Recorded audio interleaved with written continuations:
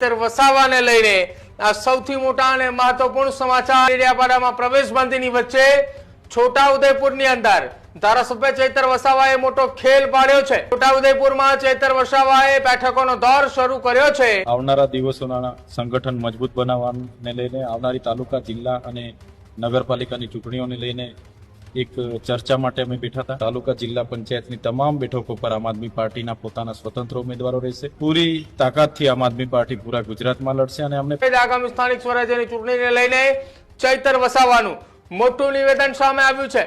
ચૈતર વસાવાએ આવનારા સમયની અંદર છોટાઉદેપુરમાં તાલુકા અને જિલ્લા પંચાયતની અંદર તમામ આમ આદમી પાર્ટીના ઉમેદવારો મેદાને ઉતરશે અને સાથે કહ્યું અનેક સરપંચ અને આગેવાનો એ આવનારા સમયની અંદર આમ આદમી પાર્ટીની અંદર જોડાશે।